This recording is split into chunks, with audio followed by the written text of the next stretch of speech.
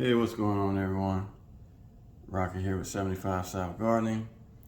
In today's video, I'll be going over everything you should already be growing, starting, or transplanting for the month of April. Today is April the 4th, and I am in Zone 8A. So the first thing on your list should be bell peppers. These can take up to 3 weeks to germinate. You can plant pepper plants as late as July and still have a decent harvest. The second thing on my list is going to be bush beans. Now I'll be planting these today along with pole beans. So start your peppers, your beans, and your black-eyed peas. Now you also still have time to start snap peas, but you want to get them in the ground before the 14th because they do not do well in the summer's heat. You can also go ahead and start your cucumbers in the month of April. And for those with smaller yards, this is a container variety that grows well in a 5-gallon bucket. Now with cucumbers, there's 3 different ways that you can get them started. You can soak them in water, and these were started on the 28th. And as you can see, they're still small. You can also direct sow them in a seed starting mix. And these have just started to come up out of the soil. Now the fastest way, in my opinion, is going to be placing your seeds in the center of a wet paper towel. You want to place that paper towel in a sandwich bag and put it in your windowsill. Now these were ready a few days ago. So today what I'll be doing is planting them into the garden in the raised bed that I made in the last video. In the month of April, you can also go ahead and start more herbs. So the first on my list is going to be basil, which can be planted all throughout the summer. Cilantro and parsley. Now you can start all 3 of those from seed and transplant them all throughout the summer. Now you can also grow rosemary, oregano, and thyme. Now with the rosemary, you can start it from seed and it should survive through the colder months. But your oregano and your thyme should be ready to transplant by now. Do not start it from seed because it's going to take way too long. You can also start lettuce in the month of April, but you want to make sure it's a variety that can withstand warm temperatures. Also, another thing, you want to make sure it's a container variety. That way, if it gets too hot, you can take it indoors and let it finish growing inside. And you can't forget to start your flowers to attract your pollinators. And as far as the herbs go, the only one that I left out that you can still grow right now is going to be dill. Now in the month of April, you can also grow kale.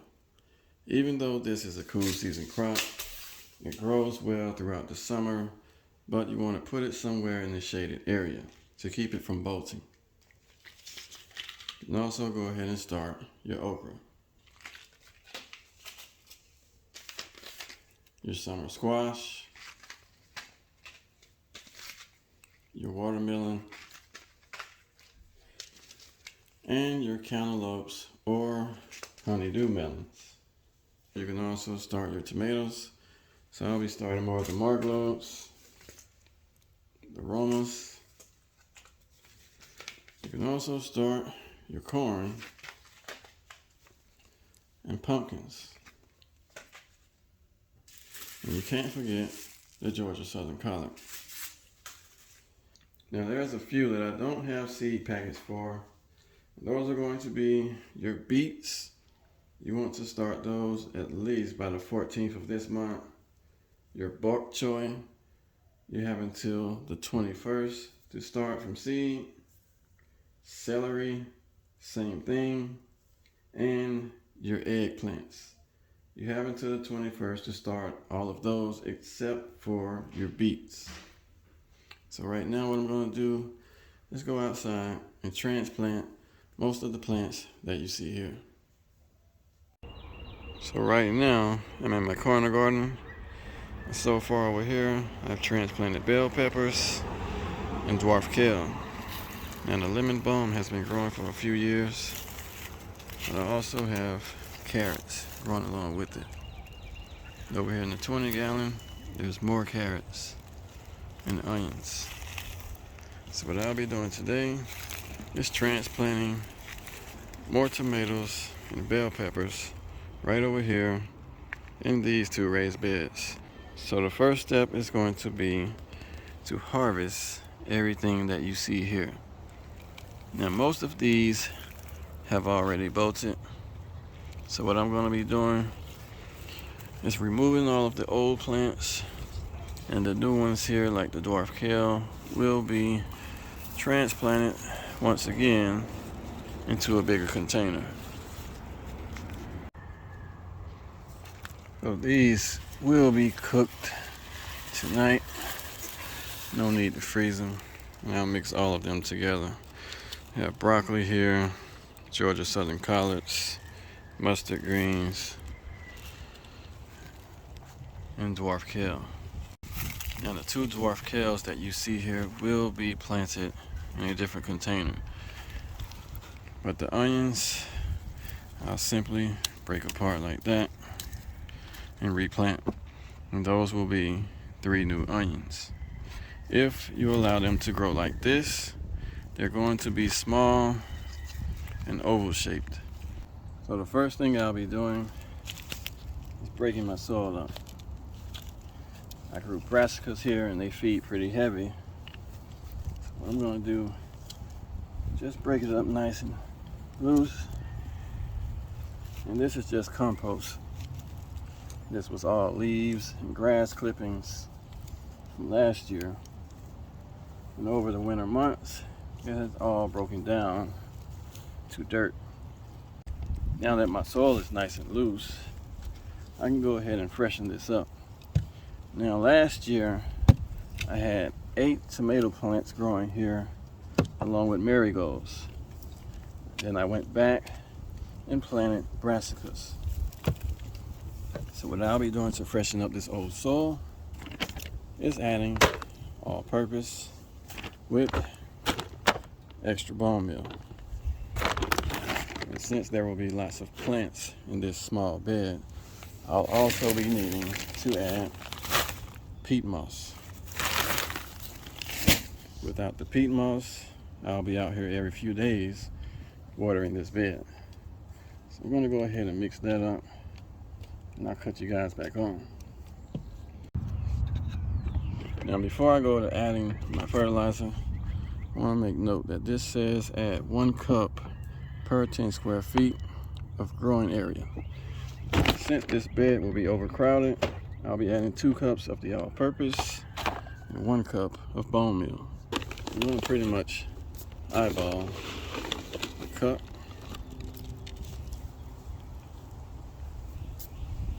One side, 2 sides. Now this particular bone meal is a slow release bone meal also.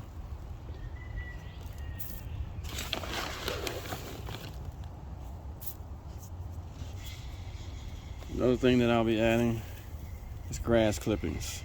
These are full of nitrogen. Now all I have to do is mix everything up and plant my new transplants.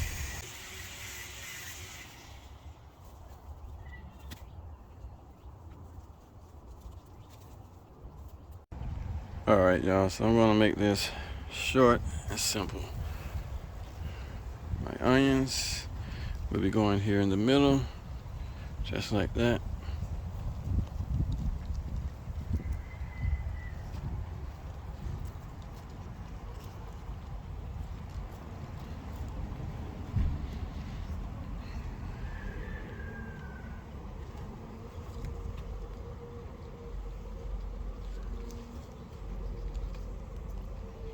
Now across the back, I'll be planting my bell peppers. You want to pay close attention to the stalk or stem of your pepper. If you see small roots, just plant it a little deeper. That way, that plant can anchor itself down into the dirt, similar to your tomato plants, but not too deep. You also don't want any leaves coming in contact with the soil.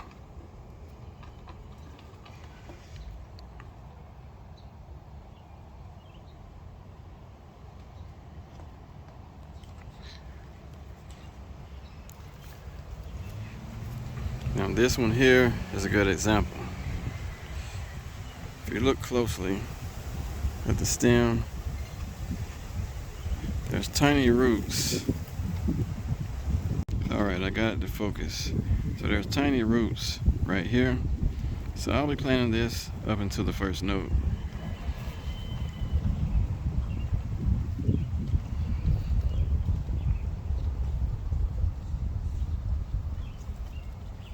Just like that.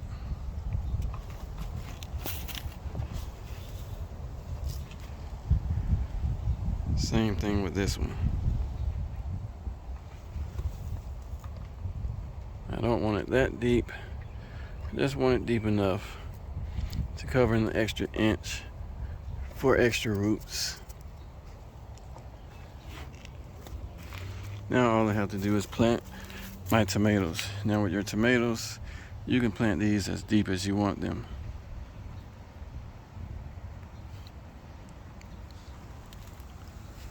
Now all of the little hairs that you see sticking off of the plant will turn into roots.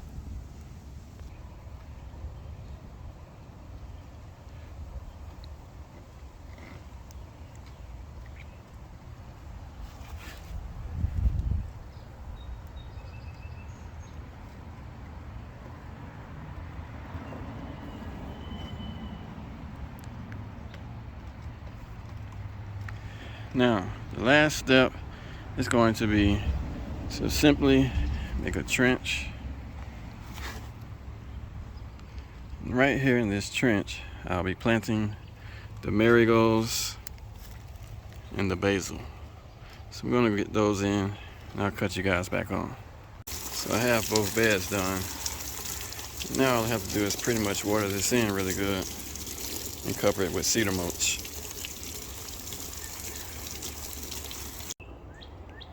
So this is the final setup for this raised bed. I decided to add more basil in between the onions, and I also have 6 in the front. Now over here, the only thing that I added extra in this bed is going to be the bush beans. Now with the bush beans, you want to make sure they're lying flat like this. You don't want them standing up like that. If so, they may grow upside down. So within 2 weeks, I'll be giving you all an update. Also within a week, I'll be uploading a full grow guide for bell peppers on the grow that I did back in 2022 using Dollar Tree seeds. So in the last video that I posted, I showed you all the raised bed here with my cabbage. And I moved the one that was in the corner here. I transplanted it into a 20-pound grow bag. And it has decided to flower. So I'll be keeping this plant for seeds. Now that it has bolted, all I have to do is wait for it to grow its flowers. They're going to look something like this.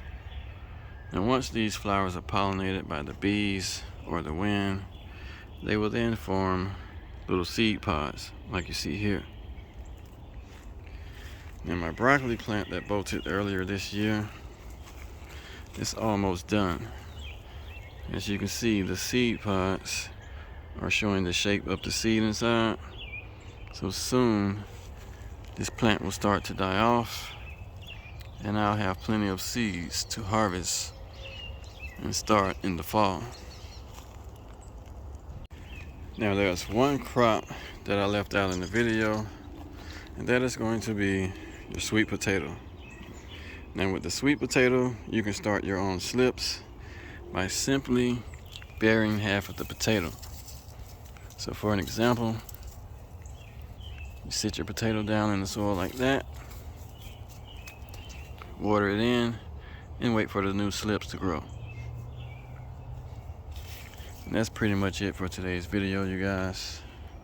Always remember to plan your garden with your health in mind.